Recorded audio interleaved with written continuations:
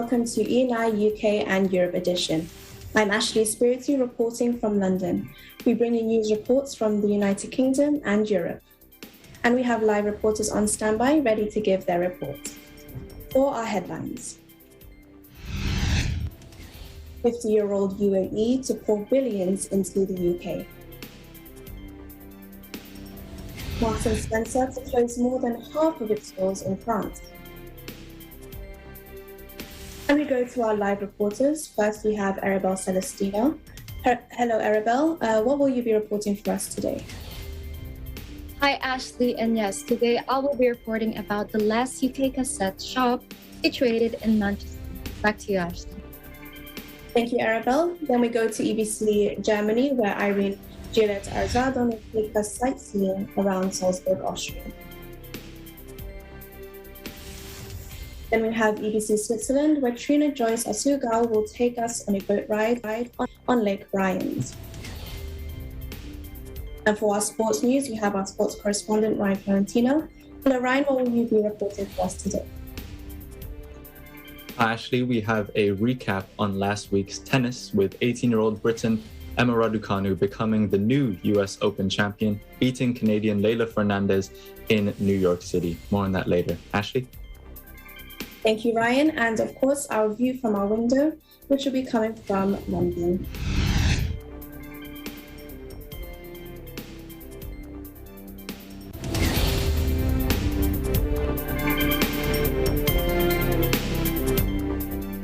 United Arab Emirates will invest billions into the UK under a strategic partnership marking 50 years since its founding after British rule, both governments announced Thursday.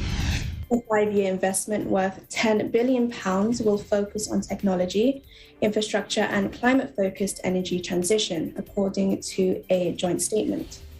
It was announced following talks in London between Prime Minister Boris Johnson and Abu Dhabi Crown Prince Mohammed bin Zayed, the UAE's de facto ruler. The pair inspected a British Army Honour Guard as the energy-rich UAE builds up to the December celebration of its founding in 1971, after Britain had relinquished control over its constituent emirates. Mubadala Abu Dhabi Sovereign Wealth Fund said its investment plans would drive a significant increase across the 3 target sectors, building on an existing deal. In March, Mubadala committed an initial £800 million to UK life sciences, including healthcare research over 5 years. The new investment is a boost to Johnson government's vows to boost trade with the rest of the world, including the Middle East, after Britain left the European Union fully in January. UK-UAE trade was worth £18.6 billion in 2019, and two-way investment came to £13.4 billion, according to British government data. In the run-up to Britain hosting the COP26 summit in November, the new partnership, energy giant BP collaborating with the Abu Dhabi National Oil Company and renewables firm Masdar in climate-focused investments. Those potentially include low-carbon hybrid hubs and the creation of a carbon-neutral coming months. Paul Friston, managing director of the British company's international arm, said, M&S has a long history of serving customers in France, and this is not a decision we or our partner SFH have taken lightly. However, as things stand today, the supply chain complexities in place following the UK's exit from the European Union now make it near impossible for us to serve fresh and chilled products to customers to the high standards that they expect. The closure concerns all 11 franchise stores with partner SFH in France and will affect around 100 jobs. 9 franchise stores with partner Lagardère Travel Retail will remain open across airports and train stations.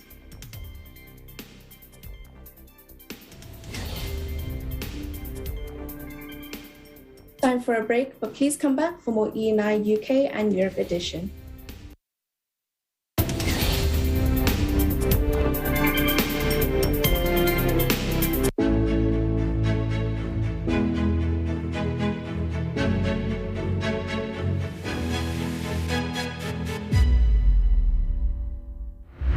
Ang kalamansi, tinaguriang golden lime. Bukod sa kulay nito, bakit nga ba malaginto ang kahalagahan nito? Sa pagkakalamansi kasi ang kita rito is talagang income generating siya. Ito para kang may ATM eh. Every 15 days may nakukuha kang pera. Ang pinakatrabaho mo lang dito, magpatubig, mag-fertilize. Yun lang. Parang sitting pretty ka lang. Yan ang kalamansi. Hindi lang kilala sa vitamin C. Sikat din sa larangan ng pangkabuhayan at agri. Kami-kami lang po muna yung gumawa. Hihiwa ng kalamansi, nagpipiga, nagluluto. Nung nag-start ako magkaroon ng sabon, nagulat ako dun sa volume ng orders. Na po, nagtuloy-tuloy na siya hanggang sa napakarami na namin resellers. Umabot na po ng 1,100 na po yung members. From 20 boxes po, naging 50 boxes a day na. 200 plus lang yung pinag-umpisahan naming sabon. Hanggang sa na-maintain na namin yung 10,000 pieces monthly, ma'am. Ako po, si Robin Padilla. At ito po ang unlad. Kaagapay sa hanap buhay.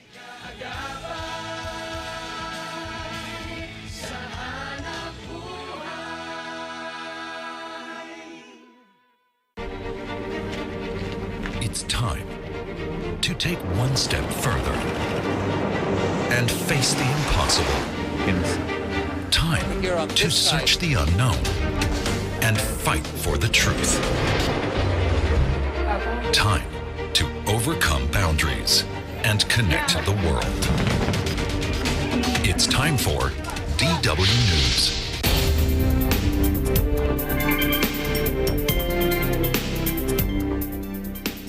Welcome back to ENI UK and Europe edition. I'm Ashley Espiritu with interesting stories from around the UK and Europe this week.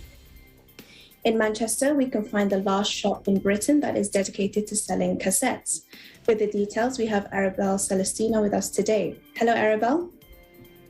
Hi, and yes, tucked away in a corner of the top floor of an indoor market in Manchester, northwest of England, is the last shop in Britain dedicated to selling cassettes.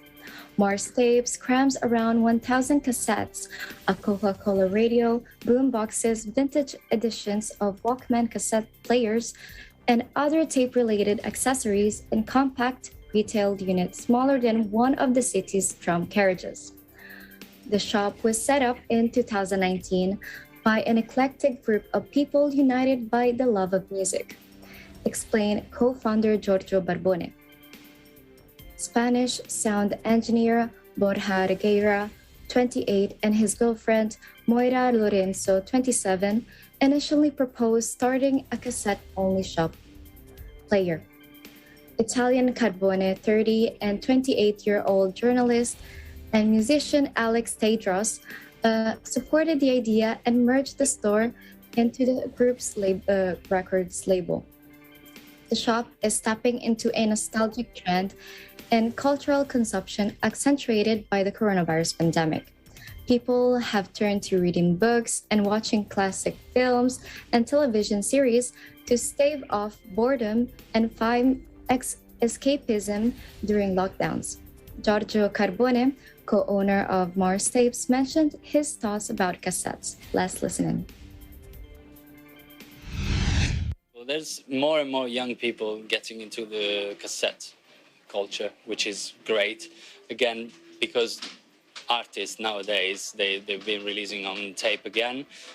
Recently, we've been saying like Lady Gaga is released on tape, and it was very popular release.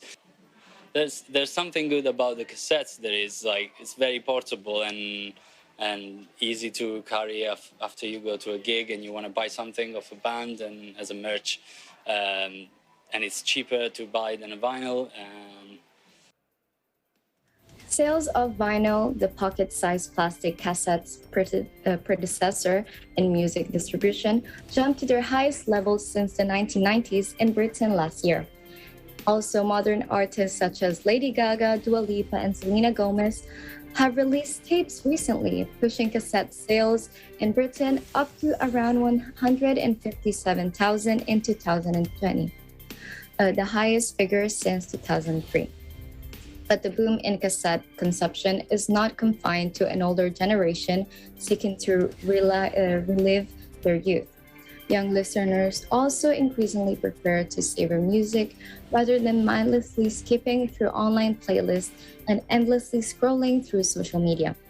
There's a lot of work behind a cassette. It's something we lost with time to appreciate what we have and listen to something more than once and not just skip it, said Giorgio Carbone. Also, Ashley, Carbone acknowledged it seemed crazy to occupy a bigger unit after the UK's 2021 winter lockdown and the economic damage it brought. But grants from Manchester's council and rent holidays helped Mars tapes survive. He thinks cassettes will remain a niche interest, but reckons demand will remain steady. There's something about the sound of cassettes that's just different, he said. Back to you, Ashley. Thank you, Arabelle, for that.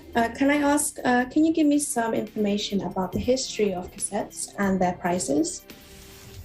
Well, Ashley, the mass production of cassettes began in the 1960s with 2.4 million tapes players produced and sold worldwide by 86 different manufacturers by 1968.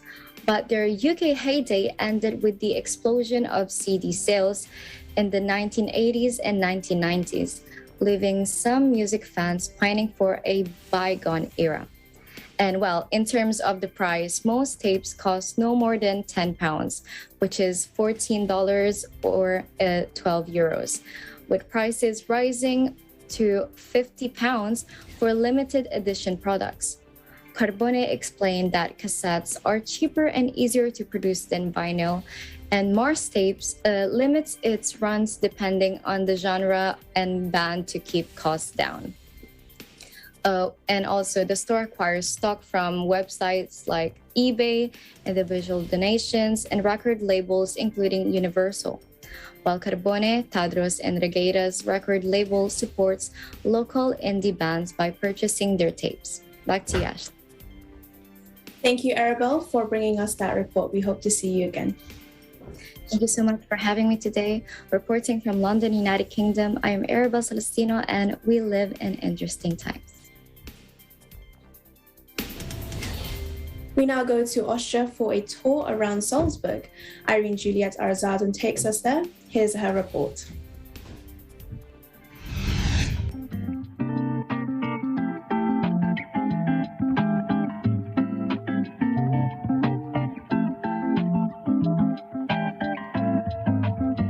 Welcome to Salzburg, Austria, a UNESCO heritage site since 1997. I am Irene Juliet Arsalan, and I'm really excited what this city has to offer. Let's go! Salzburg, also called the city of Mozart, has an area of 65 square kilometers with around 155 inhabitants and is not the capital of Austria. Through the middle of the city flows the river Salzach. From there, you have a view to the landmark, the Fortress, which is located in Old Town Salzburg. With the so-called Fortress Railway, you reach the top the fastest, so let's enjoy the view over this city.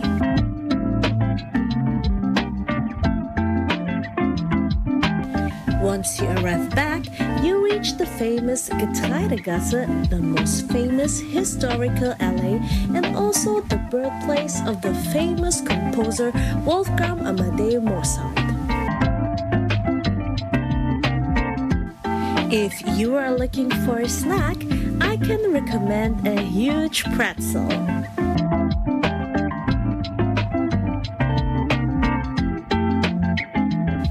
To get to the new town, you cross one of the bridges because on the other side there is the beautiful Mirabell Garden and the Mirabell Palace.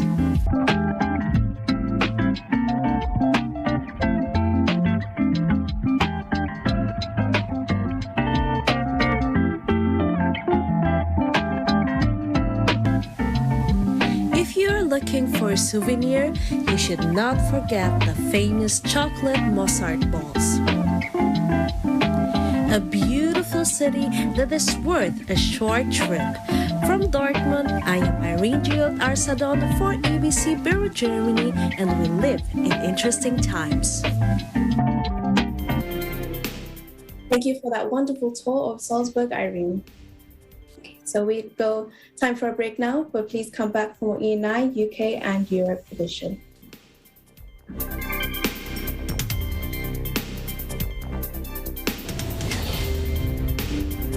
Yung pong mister ko po yung taga-kumpas po namin. Siya po yung taga-gawa po ng nota, ng tugtog. Siya po yung nagtitrain sa mga bata. Tapos po, yung mga anak ko po yung tumutugtog, kasama po nung, sa drum and light. Tapos ako naman po yung pinaka-overall. Sa akin po yung costume, sa akin po yung paano po sa training, sa akin po yung discipline, sa akin po, anak ko na po silang lahat. Kung 100 po sila, 100 po silang anak ko. Umiikot yung mundo namin na magkakasama pa rin kami kahit may pasok sila dahil ako yung nagtuturo sa kanila sa drum and lyre. Sila naman yung mga member. Dati nga, ang hinihiling lang namin, lahat ng tinuturuan namin, makaranas lang ng champion, okay na kami. Pinagbigyan naman na nag-champion kami. Yung una po, parang ayoko po. Tapos, nung tumagal-tagal na po, yun na po, nagustuhan ko na po. 6 or 5 po ako nag-umpisa na mag-drum and lyre. Ito yung banding namin na laging tumutugtog, practice. Talaga pong, kumbaga i-transcend the blood. Pero sa isang iglap, nagbago ang tono ng kanilang buhay. Di ko po talaga sukat akalain. Nung pong unang-unang na sinabi po sa akin ng doktor, tapos iyak po ako ng iyak. Sabi ko nga po sa kanila, sana ako na lang eh. Siyempre, kuya po eh. Sana ako na lang yung tinamaan. Kaso sabi ng bata, kaya niya, huwag lang daw kami iiyak.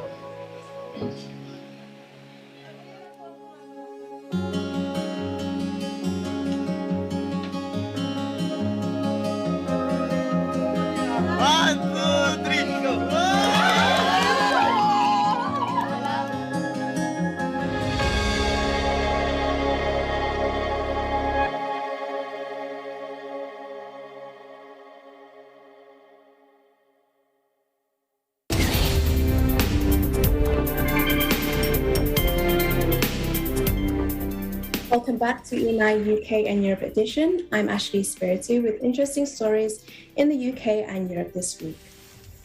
Switzerland is a country full of beautiful lakes. Let's take a boat to enjoy the views of Lake Bryant. Here's a report by Trina Joyce Asugao. Let's watch. The turquoise tone Lake Bryant is located in the Bernese Oberland. The lake is 14 kilometers in length, 2.8 kilometers in width, and 260 meters in depth. To maximize your experience, you can ride the boat from Interlaken Oost to Bruins, but we would like to share our experience from Isselveld to Interlaken.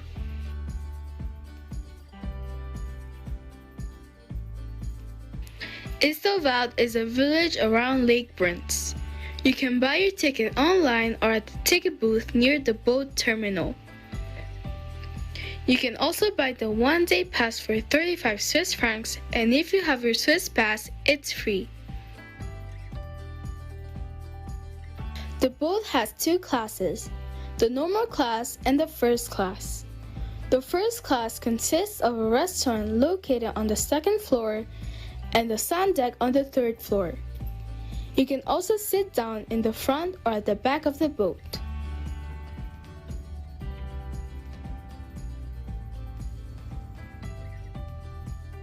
Normal class passengers on the ground floor can also enjoy the view with some snacks or drinks from the restaurant. Feel free to walk around or just relax on your seat to enjoy the view.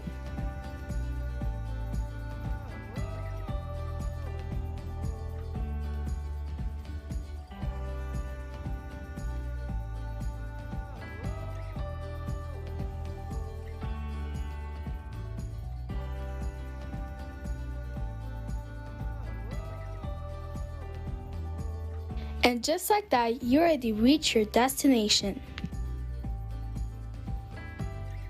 I hope you enjoyed watching our boat trip on Lake Brunts. I highly recommend it for your next visit here in Switzerland. I'm Gina Sugal, EBC correspondent in Switzerland. We live in interesting times.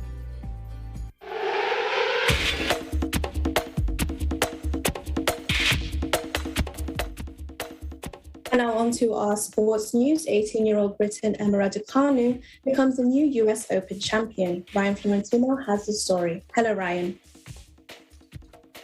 Ashley, and yes, you are correct. The new US Open champion, Emma Raducanu, said she is hungry to improve her tennis and plans to continue competing this year after her stunning success at Flushing Meadows Park.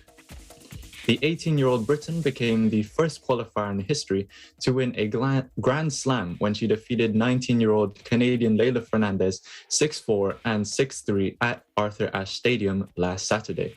Raducanu became Britain's first Grand Slam champion in women's singles since Virginia Wade in 1977 and did not drop a single set during her run to the title in New York. The new world number 23 shot to fame at Wimbledon earlier this year, reaching the fourth round in her first Grand Slam, and intends to have a short rest after a whirlwind 2 months. Fernandez was rewarded for her passage to the finals with a rise of 45 places to 28th, and former world number one Naomi Osaka, who Fernandez beat on the way to the final, and has said she is taking a break from tennis as she drops to 5th place. I have a few days rest and recovery and I think needed after the last 7 weeks, Raducanu told America's CNBC on Tuesday. But I am straight back to training and hungry to get better and come back out to play some more tournaments. Raducanu could receive a wildcard to the WTA's prestigious Indian Wells tournament in California next month. Her stunning victory in New York has brought some newfound fame, and she has attracted praise from Queen Elizabeth II and UK Prime Minister Boris Johnson, and also appeared at New York's Met Gala fashion show last week. Warm congratulations to Emma and the best of luck to her. And that should be about all for our sports report this week. Back to you, Ashley. Thank you, Ryan, for your sports report. Thank you, Ashley. And it's always a pleasure. And I am Ryan Florentino, reporting from the United Kingdom, and we live in interesting times. Thank you, Ryan. In today's view from our window, we go to the Shard in London. The view from the Shard lets you look out and marvel over the incredible skyline and sprawling city of London from the viewing platforms on the topmost floors. From this view, you can see many famous landmarks of London, such as the Tower Bridge, twists and turns of the River Thames, Buckingham Palace, Shakespeare's Globe Theatre, and St. Paul's Cathedral. The Shard is a 72-story skyscraper, which currently stands as the tallest building in the United Kingdom and the 7th tallest building in Europe. The completion of the structure was achieved in 2012 and its viewing deck opened to the public a year later. The Shard was designed by Italian architect Renzo Piano, and which is now considered as one of the city's most iconic landmarks. This view is courtesy of Patricia Rodriguez. Thank you for this great view, Patricia. That's it for today's program. Stay safe and keep positive as we bring you more news stories next week from the UK and Europe. I'm Ashley Espiritu, and we live in interesting times.